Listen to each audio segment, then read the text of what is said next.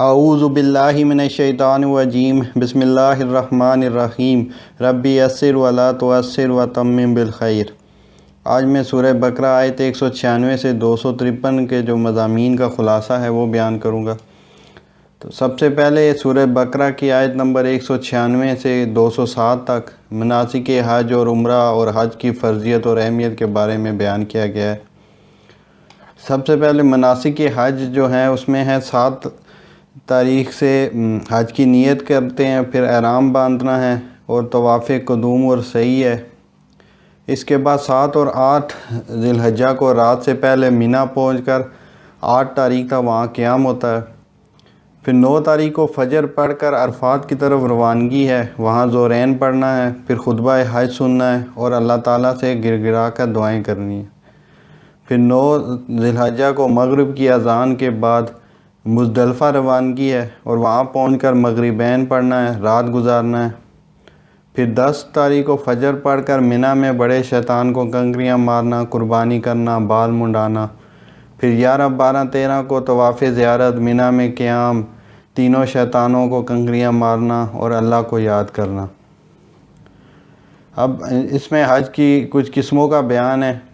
کہ حج تمتع میں میقات کے باعث سے آنے والے عمرے کا احرام باندھ کر آتے ہیں اور عمرہ کرنے کے بعد احرام کھول دیتے ہیں، اور بعد میں 8 ذی الحجہ کو حج کا احرام باندھ کر حج کرتے ہیں۔ جبکہ جو حج قران ہے اس میں عمرے اور حج کا اکٹھا احرام باندھا جاتا ہے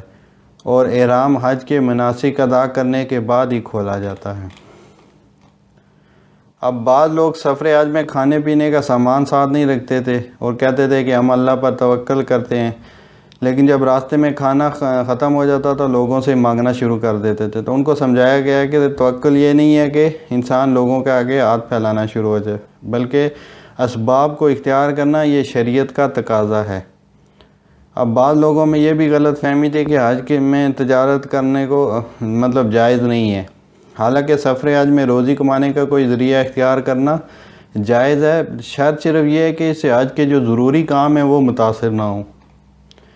اب زمانہ جاہلیت میں اہل عرب کا ایک طریقہ یہ بھی تھا کہ 9 ذی الحجہ کو باقی لوگ تو عرفات میں چلے جاتے تھے، لیکن قریش اور جو بعض قبائل تھے جو حرم کے قریب رہتے تھے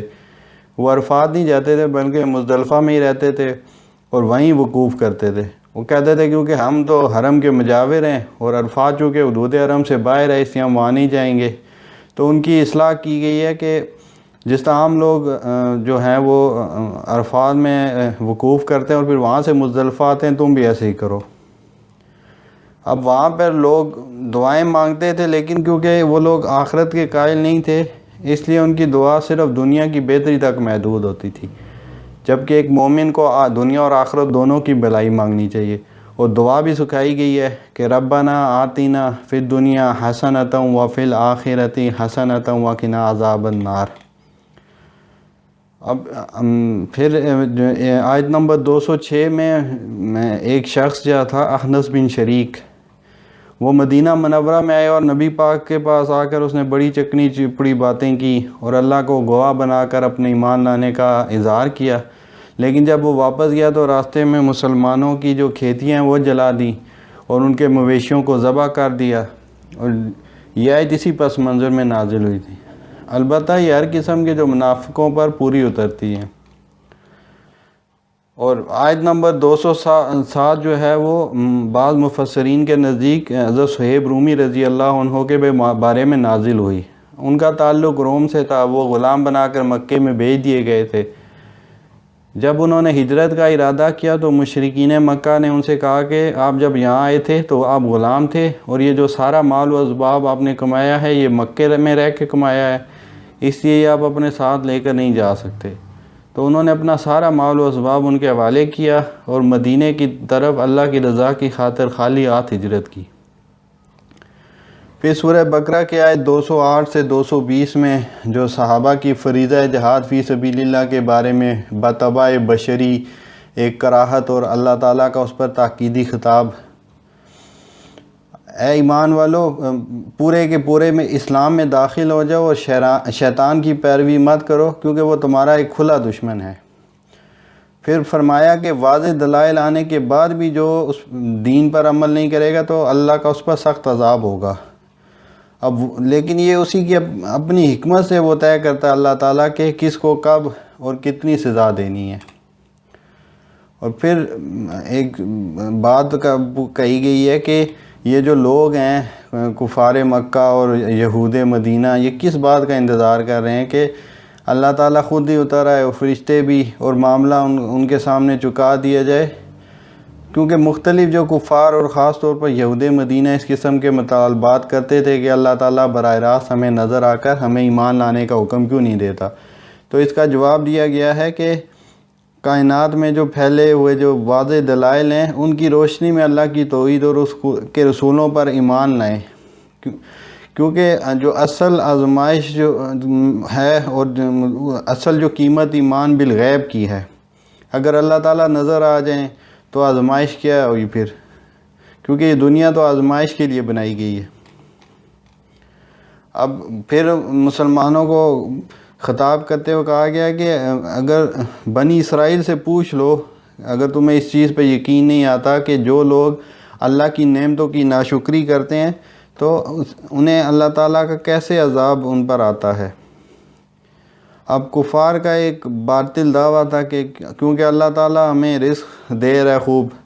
اس لیے اس بات کی علامت ہے کہ ہمارا قائد اور جو اعمال ہیں وہ صحیح ہیں اور اللہ ہم سے ناراض نہیں ہے۔ تو اس کا جواب دیا کہ دنیا میں رزق کی فراوانی کسی کے حق پر ہونے کی دلیل نہیں ہے، کیونکہ دنیا میں جو رزق کے لیے اللہ تعالیٰ کے نزدیک الگ معیار ہے۔ اللہ جہاں جس کو چاہتا ہے بے حساب رزق دیتا ہے، خواہ وہ کافر ہی کیوں نہ ہو۔ پھر فرمایا کہ سب لوگ ایک ہی امت تھے، لیکن انہوں نے آپس میں محض ضد کی وجہ سے اختلاف کیا، اور اگر اللہ چاہتا تو یہ اختلاف بھی نہ ہوتا، لیکن اس کی مشیت یہی تھی کہ مختلف قبائل اور آپس میں اختلاف وغیرہ بھی ہو، اس لیے جو اللہ کے جو دشمن ہیں ان سے تمہیں لڑنا ہوگا اس دنیا میں۔ اور پھر مسلمانوں سے اور خصوصاً صحابہ سے یہ بات کی گئی ہے کہ تم نے یہ کیسے حساب لگا لیا کہ ان مشکلات کے بغیر ہی تم جنت میں چلے جاؤ گے، کیونکہ جو تم سے پہلے جو قومیں تھیں، جو امتیں تھیں، ان پر اتنے شدید مصیبتیں اور مشکلات آئیں کہ اس وقت کے رسول اور ان کے جو ساتھی تھے وہ پکار اٹھے کہ یا اللہ تیری مدد کب آئے گی، تب جا کر اللہ کی مدد آئی تھی۔ اب پھر فرمایا کہ یہ پوچھتے ہیں کہ کتنا خرچ کریں، تو اس کا جواب یہی ہے کہ جو بھی خرچ کرو اس میں والدین، قرابت دار، یتیم، محتاجوں اور مسافروں سب کا حصہ ہے، اور تم جو بھی اللہ کی راہ میں خرچ کرو گے تو اللہ کو اس کا علم ہے۔ اب پھر آیت نمبر 216 سے بظاہر یہ معلوم ہو رہا ہے کہ صحابہ کرام بھی جو ہیں باقی حکموں پر عمل کے لیے تو تیار تھے، لیکن جہاد فی سبیل اللہ کے حوالے سے بشری تقاضے کے مطابق کچھ ان کو تردد تھا، اس لیے اللہ تعالیٰ نے جلال کے انداز میں پوچھا کہ باقی احکامات پر سوال تو تم پوچھ رہے ہو، لیکن یہ سوال کہیں نظر نہیں آیا کہ جہاد کیسے کریں، اس لیے سب کان کھول کر سن لیں کہ ہم نے قتال فرض کر دیا ہے، چاہے تمہیں اس سے کتنی ہی کراہت ہو۔ اور اب پھر فرمایا کہ یہ وہی چیز بار بار پوچھ رہے ہیں جس کے بارے میں انہیں بتا دیا گیا ہے، مثلاً کہ حرام مہینوں میں قتال کرنا کیسا ہے، تو ان کو بتا دیا گیا ہے اگر کفار تمہارے سے جنگ کریں تو تم بھی ان سے جنگ کرو۔ اور انہیں اس چیز کی تو پریشانی ہے کہ جو ہے کیونکہ جو ہے ایک مشرک جو تھا عمر بن امیہ زمری، وہ ایک واقعے میں جو واقعہ 29 جمادی الثانیہ کو پیش آیا تھا تو اس میں وہ مارا گیا تھا، تو اس پر کفار نے بہت شور مچایا کہ یہ لوگ جو ہے حرمت والے مہینوں کا بھی خیال نہیں رکھتے۔ تو اس کا جواب یہ دیا گیا ہے کہ ایک تو اس کا جو قتل تھا وہ غلط فہمی میں ہوا، جان بوجھ کر حرمت والے مہینے میں قتل نہیں کیا گیا، لیکن جو لوگ پھر ان کو یہ جواب دیا گیا کہ جو لوگ اس واقعے پر طوفان کھڑا کر رہے ہیں انہوں نے تو اس سے بھی کئی بڑے گناہوں کا ارتکاب کیا ہوا ہے، وہ لوگوں کو نہ صرف مسجد حرام سے روکتے ہیں بلکہ جو لوگ حقیقتاً مسجد حرام میں عبادت کے اہل ہیں ان کے لیے انہوں نے زندگی مشکل بنا دی ہے، اور انہیں اتنی تکلیفیں دی کہ وہ وہاں سے نکلنے پر مجبور ہو گئے، اور اللہ تعالیٰ کے ساتھ یہ لوگ کفر کی روش اختیار کیے ہوئے ہیں۔ اور پھر مسلمانوں سے کہا کہ تم یہ نہ بولو کہ وہ تم اگر ان سے نہیں لڑو گے تو وہ بھی تم سے نہیں لڑیں گے، نہیں، بلکہ وہ تم سے لڑتے رہیں گے اور تم پر اگر غالب آ جائیں تو تم مرتد بنا کر ہی چھوڑیں گے۔ اور اللہ کے نزدیک یہ بہت بڑا کنسرن ہے کہ لوگ مرتد ہو جائیں۔ آج ہمارے معاشرے میں اسی وجہ سے ارتداد پھیل رہا ہے۔ اس لیے کان کھول کر سن لو کہ جو لوگ ایمان لائے اور جنہوں نے ہجرت و جہاد کیا، صرف وہی اللہ کی رحمت کے مستحق ہیں۔ اور پھر فرمایا شراب اور جوئے میں کچھ فائدے بھی ہیں، لیکن جو ان کے نقصانات ہیں وہ فائدے سے زیادہ ہیں۔ اور پھر یہ خرچ کے بارے میں پوچھتے ہیں کتنا خرچ کریں، تو جو ضرورت سے زیادہ وہ خرچ کر دو۔ اب یتیموں کے ساتھ خیر خواہی کرنا اور ان کے مال سے پرہیز کرنا، جب قرآن پاک نے یتیموں کا مال کھانے پر سخت وحی سنائی تو بعض صحابہ جن کی سرپرستی میں کوئی یتیم تھے وہ اتنی احتیاط کرنے لگے کہ ان کا کھانا الگ پکواتے، انہیں الگ ہی کھلاتے، یہاں تک کہ اگر ان کا کچھ کھانا بچ جاتا تو سڑ جاتا تھا۔ اب اس میں تکلیف بھی تھی اور نقصان بھی تھا۔ تو اب پھر اس میں واضح کر دیا گیا کہ اصل مقصد یہ ہے کہ یتیموں کی مصلحت کا خیال رکھا جائے، مطلب ان کا مال جو ہے اپنے مال کے ساتھ ملا کر استعمال کیا جا سکتا ہے، لیکن اس میں زیادتی نہیں کرنی چاہیے۔ پھر سورہ بقرہ آیت 221 تا 242 میں مزید جو احکامات کا نزول، خصوصاً عائلی زندگی سے متعلق ہدایات دی گئی ہیں کہ مشرک عورتوں سے نکاح نہیں کی ممانعت کر دی گئی، اور حیض کی حالت میں عورت کے قریب جانے کی ممانعت۔ پھر بعض مرتبہ انسان کسی وقتی جذبے سے مغلوب ہو کر کوئی قسم کھا لیتا ہے کہ میں فلاں نیک کام نہیں کروں گا، تو حضرت صلی اللہ علیہ وسلم نے فرمایا کہ اگر کوئی شخص ایسی نامناسب قسم کھا لے تو اسے توڑ دینا چاہیے اور اس کا کفارہ ادا کرنا چاہیے اور 10 مساکین کو کھانا کھلانا چاہیے، یہ اس کا کفارہ ہو جائے گا۔ اب لفظ قسم سے مراد ایک تو وہ قسم ہے جو قسم کھانے کے ارادے سے نہیں بلکہ تکیہ کلام کے طور پر زبان پر آ جائے۔ خاص طور پر عربوں میں اس کا بہت رواج تھا کہ وہ بات بات میں واللہ کہہ دیتے تھے۔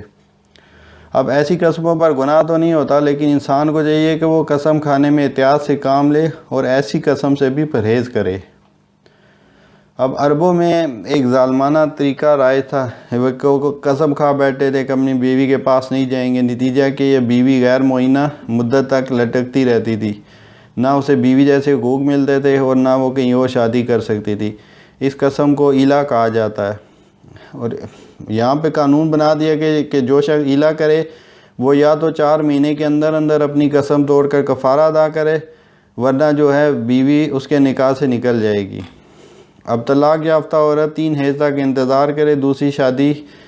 اس سے پہلے نہیں کر سکتی وہ، اور اس دوران جو بھی حمل ٹھہرا اس کو نہ چھپائے۔ حمل کے دوران طلاق دینے والا شوہر عورت کو واپس لے سکتا ہے۔ پہلے تیسری طلاق موجود نہیں تھی، لیکن بعد میں اس کے مقرر ہونے کے بعد اب 1 یا 2 طلاق کے بعد تو شوہر بیوی سے رجوع کر سکتا ہے، تیسری طلاق دینے کے بعد رجوع ممکن نہیں ہے۔ 2 طلاقیں جن میں رجوع ممکن ہے، آخری طلاق دینے کی صورت میں جو عورت کو دے دیا اسے واپس لینا جائز نہیں ہے۔ اگر لڑائی کا خطرہ ہو تو عورت اگر طلاق خود خلا لینا چاہتی ہو تو وہ اپنی مرضی سے کچھ دے دے تو کوئی حرج نہیں، لیکن اس کو مجبور نہیں کیا جا سکتا۔ اب تیسری طلاق کے بعد رجوع ممکن نہیں، یا تو وہ عورت کسی اور سے شادی کرے اور پھر اس سے کسی وجہ سے طلاق ہو جائے تو پھر وہ دوبارہ شادی کر سکتی ہے۔ 2 طلاقوں کے بعد یا تو اچھی طرح اسے آباد کرو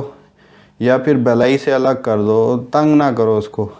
طلاق کے احکام کے درمیان ہی بچے کو دودھ پلانے کا ذکر اس مناسبت سے آیا ہے کہ اکثر ماں باپ کے درمیان یہ بھی جھگڑے کا سبب بن جاتا ہے۔ پہلی بات تو اس میں یہ واضح کی گئی کہ دودھ زیادہ سے زیادہ 2 سال تک پلایا جا سکتا ہے۔ دوسری بات کہ اگر ماں باپ بچے کی مصلحت سمجھے تو پہلے بھی دودھ چھڑا سکتے ہیں۔ تیسری بات یہ کہ دودھ پلانے والی ماں کا خرچ اس کے شوہر یعنی بچے کے باپ پر واجب ہے۔ اگر ماں کسی معقول عذر کی وجہ سے دودھ نہ پلائے تو اسے مجبور نہ کیا جائے۔ اگر کسی بچے کا باپ زندہ نہ ہو تو دودھ پلانے کے سلسلے میں جو ذمہ داری باپ کی ہے وہ بچے کے وارثوں پر عائد ہوگی۔ جو عورت عدت گزار رہی ہے اس کو صاف لفظوں میں نکاح کا پیغام دینا اور یہ بات پکی کر لینا جائز نہیں ہے کہ عدت کے بعد تم مجھ سے نکاح کرو گی، البتہ کسی مناسب اشارے سے بات کرنے کی اجازت دی گئی ہے۔ اب جنگ کی حالت میں جب باقاعدہ نماز پڑھنے کا موقع نہ ہو، اس بات کی اجازت ہے کہ انسان کھڑے کھڑے اشارے سے نماز پڑھ لے، البتہ چلتے ہوئے پڑھنا جائز نہیں۔ اگر کھڑا ہونے کا بھی موقع نہ ہو تو نماز کرنا بھی جائز ہے۔ زمانہ جاہلیت میں بیوہ عورت کی عدت 1 سال ہوتی تھی، لیکن اسلام نے عدت کی مدت گھٹا کر 4 مہینے 10 دن کر دی۔ پھر سورہ بقرہ آیت 243 سے 253 میں جہاد فی سبیل اللہ کی ترغیب اور اس کی حکمت واضح کرنے کے لیے بنی اسرائیل کی تاریخ سے ایک اور واقعہ، طالوت و جالوت کا معرکہ۔ اب جہاد فی سبیل اللہ کی ترغیب دلانے اور اس کی اہمیت کو واضح کرنے کے لیے بنی اسرائیل کی تاریخ سے ایک عام واقعے کا ذکر ہے کہ ایک قوم تھی جو کافی بڑی تعداد میں تھی، تو وہ ایک علاقے سے غالباً کسی دشمن کے ڈر سے بھاگ کے کسی دوسری جگہ چلے گئے تھے کہ وہاں جا کے ہم موت سے بچ جائیں گے۔ تو جب وہاں وہ پہنچے تو اللہ تعالیٰ نے ان سب کو وہاں موت دے دی۔ پھر حضرت سمیع علیہ السلام کا وہاں سے گزر ہوا تو انہوں نے اللہ تعالیٰ سے سوال کیا کہ یہ لوگ پتہ نہیں یہ بستی کیسے دوبارہ آباد ہوگی۔ تو اس پر اللہ تعالیٰ نے انہیں کہا کہ تم انہیں پکارو، یہ تمہیں جواب دیں گے، اور وہ لوگ پھر دوبارہ زندہ ہو گئے اور انہوں نے ان کی بات کا جواب دیا۔ پھر حضرت موسیٰ علیہ السلام کے بعد یوشع بن نون نے بنی اسرائیل کے ساتھ مل کر جہاد کیا اور فلسطین کے ایک بڑے حصے پر قبضہ کر لیا، لیکن وہاں انہوں نے کوئی مرکزی حکومت قائم نہیں کی، بلکہ وہاں 12 قبائل کے 12 جو سردار تھے ان کی حکومت چھوٹی چھوٹی حکومتیں قائم ہوں گی، اور یوشع بن نون نے ان پر قاضی مقرر کر دیے جو ان کے درمیان فیصلے کرتے تھے، اس لیے اس دور کو قاضیوں کا دور بھی کہتے ہیں۔ لیکن کیونکہ ایک مرکزی حکومت نہیں تھی، اس لیے یہ حکومت زیادہ دیر تک نہیں چل سکی، اور جو مقامی لوگ تھے ان پر غالب آ گئے، اور جو فلسطین کے جو مقامی لوگ تھے انہوں نے ان کو بدترین شکست دی، اور جو تابوت سکینہ تھا وہ بھی اٹھا کر لے گئے۔ اور پھر جب یوشع بن نون علیہ السلام ان پر حضرت شمیع علیہ السلام ان پر نبی بن کر مبعوث ہوئے تو انہوں نے ان سے ایک لیڈر کا مطالبہ کیا تاکہ ہم اس کے ساتھ مل کر جہاد کر سکیں۔ تو جو شمیع علیہ السلام نے انہوں نے کہا کہ ایسا نہ ہو کہ میں دعا کروں اور جب اللہ کی طرف سے کوئی لیڈر مقرر ہو جائے تو تم جہاد سے انکار کر دو۔ تو انہوں نے کہا کہ نہیں، ہم ایسا کیوں کریں گے جبکہ ہمیں اپنے گھروں سے نکال دیا گیا اور ہم سخت مصیبت اور پریشانی میں ہیں۔ پھر حضرت شمیع علیہ السلام نے دعا کی تو طالوت جو تھے اپنے گدھا ڈھونڈنے کے لیے نکلے ہوئے تھے، تو وہ حضرت جو شمیع علیہ السلام کے جو خیمہ تھا اس کے باہر آ کے کھڑے ہو گئے۔ اسی وقت وہی ہوئی ان پر کہ یہ جو باہر کھڑے ہیں طالوت، یہی ان کے لیڈر ہیں، اور اللہ تعالیٰ کے جو ہیں فیصلے اسی طرح ہوتے ہیں۔ اب بنی اسرائیل نے اعتراض کیا کہ یہ جو طالوت ہیں یہ تو نہ تو کوئی مالدار ہیں، نہ ان کے پاس کوئی ہمارے بڑے لیڈر ہیں، بلکہ ایک جو ہمارا چھوٹا قبیلہ ہے بنیامین، اس سے ان کا تعلق ہے، تو یہ ہم پر لیڈر کیسے ہو سکتے ہیں؟ تو اس پر حضرت شمیع علیہ السلام نے انہیں جواب دیا کہ یہ اللہ تعالیٰ کا انتخاب ہے، اور طالوت کو اللہ نے تم سے جسم اور علم میں بڑا بنایا ہے، اور اللہ کی طرف سے ایک جو تابوت سکینہ تمہارا کھو گیا تھا، فرشتے اس کو لے کر واپس آ جائیں گے، اور یہ حضرت طالوت کے لیڈر ہونے کی نشانی ہوگی۔ اب پھر فرشتے وہ تابوت لے کے حضرت طالوت کے خیمے کے پاس انہوں نے آ کے رکھ دیا اس کو۔ اب جب طالوت نے جالوت کے خلاف جنگ کا اعلان کیا تو ایک بہت بڑی تعداد تو اس وقت ہی پیچھے ہٹ گئی کہ ہم اتنے طاقتور دشمن سے مقابلہ نہیں کر سکتے۔ پھر جو لوگ ان کے ساتھ گئے تو راستے میں ایک دریا آیا، تو حضرت جو طالوت تھے انہوں نے کہا کہ جو اس سے پانی پیے گا وہ میرے ساتھیوں میں سے نہیں ہوگا، ہاں جو تھوڑا سا چلو پر پانی پی لے تو اس کی گنجائش ہے۔ اب وہاں پہ بھی جو زیادہ تر لوگ تھے انہوں نے جی بھر کر پانی پیا۔ اب جب وہ دریا کراس کر کے دوسری طرف چلے گئے تو انہوں نے کہا کہ اب ہمارے میں اتنی طاقت نہیں ہے کہ ہم جا کے جنگ کر سکیں، اور بہت کم لوگ تھے جو حضرت طالوت کا ساتھ دینے کے لیے تیار تھے۔ اب جب وہ لوگ جو جالوت کے لشکر کے سامنے گئے تو اس کا بہت بڑا لشکر تھا۔ اب اس کو دیکھ کے انہوں نے اللہ تعالیٰ سے دعا کی کہ یا اللہ اس کے مقابلے میں ہماری مدد فرما اور ہمیں صبر ہم پر انڈیل دے۔ اب جب لشکر دونوں آمنے سامنے ہوئے تو جو جالوت تھا وہ بہت دیو ایکل پہلوان تھا، اور وہ 3 دن تک لوگوں کو مقابلے کے لیے پکارتا رہا، لیکن کوئی بھی اس کے لیے مقابلہ کرنے کی جرات نہیں کر رہا تھا۔ تو اسی اثنا میں حضرت داؤد علیہ السلام جو ہیں وہ بھی بچپنے کے دور سے گزر رہے تھے، وہ وہاں آ گئے۔ تو انہوں نے جب دیکھا کہ جو جالوت ہے وہ سب کو مقابلے کی دعوت دے رہا ہے، کوئی بھی اس کے مقابلے میں نہیں جا رہا، تو ان کو بڑی اس پہ وہ غیرت آئی، اور انہوں نے جو حضرت طالوت سے کہا کہ میں اس سے لڑنے کے لیے جاؤں گا، اور میرے پاس یہ جو ہتھیار ہے غلیل کی طرح کا جس سے میں پتھر مارتا ہوں، اور میں نے شیر کو بھی قتل کیا ہے، اور میں نے جو ہے ریچھ کا بھی شکار کیا ہے، تو میں اس کو بھی مقابلے میں ہرا دوں گا۔ پہلے تو انہوں سارے جو حضرت طالوت اور ان کے جو باقی لشکری تھے وہ ان کو چھوٹا سمجھ کے اجازت نہیں دے رہے تھے، لیکن ان کے اصرار پر ان کو اجازت دے دی۔ اب حضرت داؤد اس کے سامنے گئے اور ایک نشانہ لگا کر اللہ کا نام لے کے پتھر اس کی طرف پھینکا، جو سیدھا اس کی آنکھ میں جا کر لگا اور وہ زمین پر گرا۔ تو حضرت داؤد علیہ السلام بھاگ کر اس کی طرف گئے اور جا کر اس کا کام تمام کر دیا، اور اس طرح بنی اسرائیل کو فتح حاصل ہوئی۔ اور اس کے بعد حضرت داؤد علیہ السلام کو اللہ تعالیٰ نے حکومت بھی عطا کی اور ان کو نبوت بھی عطا کی، اور یہ اس کے بعد سے یہ جو ہے بنی اسرائیل کا خلافت راشدہ کا دور ہے، جس میں حضرت طالوت نے 16 سال اور حضرت موسیٰ اور حضرت جو سلیمان علیہ السلام نے 40 سال تک ان پر حکومت کی۔ وما علینا الا البلاغ۔